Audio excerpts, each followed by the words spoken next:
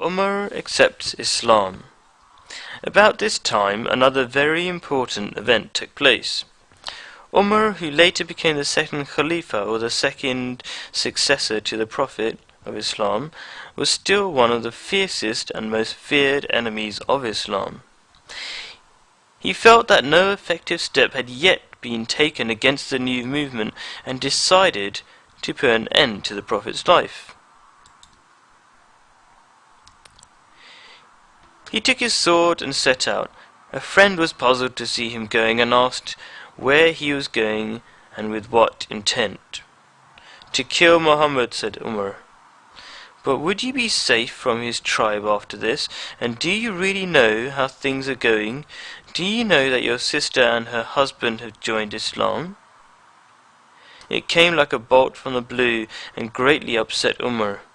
He decided to go and have done with his sister and her husband first. As he reached their house, and he heard a recitation going on inside. The voice was that of Khabab, who was teaching them the holy book. Umar entered the house swiftly. Khabab, alarmed by the hurried steps, had already hid himself.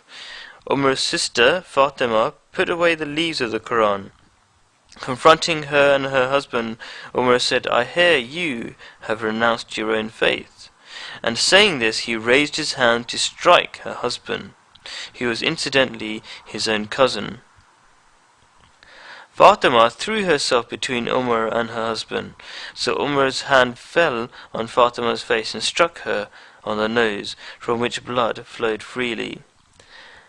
The blow made Fatima all the braver. She said, Yes, we are Muslims now, and shall remain so, do what you may. Umar was a brave man, though rough. His sister's face dyed red by his own hand filled him with remorse. Soon he was a changed man. He asked to be shown those leaves of the Quran they were reading from. Fatima refused lest he should tear them up and throw them away. Umar promised not to do so. But, said Fatima, he was not clean. Umar offered to have a bath. Clean and cooled, he took the leaves of the Quran in his hand. They contained a portion of the chapter Taha, and he came upon the verses, Verily, I am Allah, there is no God beside me, so serve me and observe prayer for my remembrance. Surely the hour is coming, and I am going to manifest it, that every soul shall be recompensed for its endeavour. Chapter 20, verse 15 and 16. The firm assertion of God's existence, the clear promise that Islam would soon establish genuine worship in place of the customary one current in Mecca, these and a host of other associated ideas must have moved Umar. He could contain himself no longer. Faith welled up in his heart, and he said, How wonderful, how inspiring. Khabab came out of his hiding and said, God is my witness. Only yesterday I heard the Prophet pray for the conversion of Umar ibn Hisham. Your change is a result of that prayer.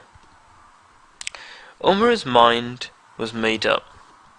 He asked where the Prophet was and made straight for him at Dari Arqam, his bare sword still in his hand. As he knocked at the door, the Prophet's companions could see Umar through the crevices.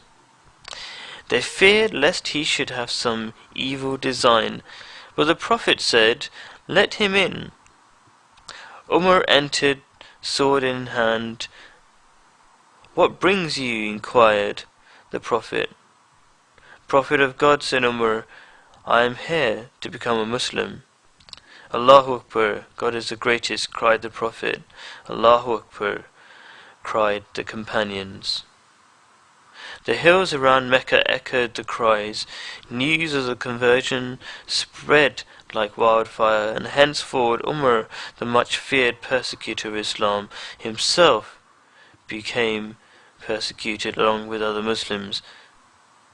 But Umar had changed. He delighted now in suffering, as he had delighted before in inflicting suffering. He went about Mecca a much harassed person.